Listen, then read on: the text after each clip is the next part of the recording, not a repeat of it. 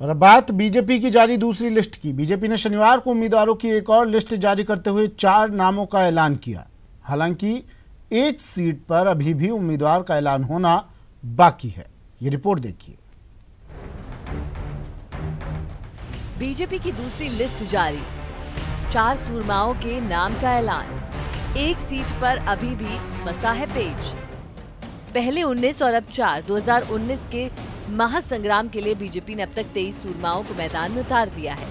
यही नहीं, राष्ट्रीय लोकतांत्रिक पार्टी से समझौता होने के बाद नागौर सीट हनुमान बेनीवाल के लिए छोड़ दी है।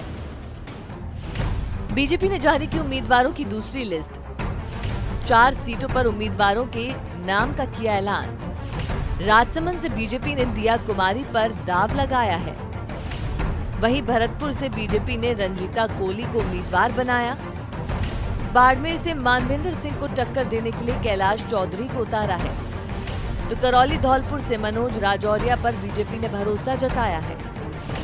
हालांकि अभी भी बीजेपी ने दौसा सीट से उम्मीदवार की घोषणा नहीं की है। दरअसल खिरोड़ी लाल मीणा दौसा से अपनी पत्नी गोलमा देवी को उम्मीदवार बनाने की पैरवी कर रहे हैं। ऐसे में अभी इस सीट पर बीजेपी में पेंच फंसा है। बीजेपी की दूसरी लिस्ट के बाद सूबे में चुनावी संग्राम की तस्वीर करीब करीब साफ हो गई है। अब उम्मीदवारों के नाम का ऐलान होने के बाद सूबे में प्रचार और जोर पकड़ेगा। Bureau report, news 18 network.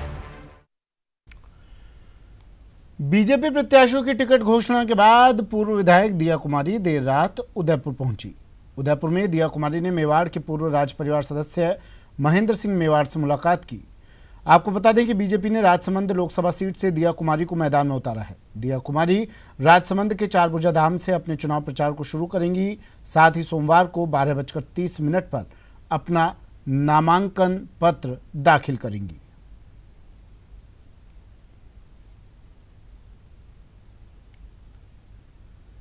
Bharatpur Lok Sabha क्षेत्र से कांग्रेस ने आईआरएस से रिटायर अधिकारी अभिजीत सिंह को अपना प्रत्याशी घोषित किया है। तो वहीं 3 बार से बीजेपी से सांसद रहे गंगाराम कोली की बहू रंजीता कोली पर बीजेपी आलाकमान ने विश्वास जताया।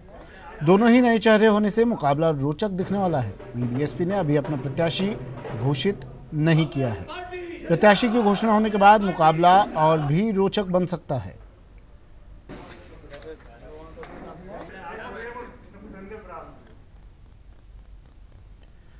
दौसा में चुनाव शांतिपूर्ण करवाना प्रशासन के लिए चुनौती बना हुआ है। दौसा जिले की संवेदनशीलता का अंदाजा इस बात से लगाया जा सकता है कि यहां पर 1237 मतदान केंद्रों में से 78% से अधिक यानी 961 मतदान केंद्र संवेदनशील हैं। इन संवेदनशील बूथों पर अतिरिक्त जाब्ता तैनात रहेगा। चुनाव के लिए दौसा में 70 से अधिक अर्धसैनिक बलों की कंपनियों की डिमांड की है।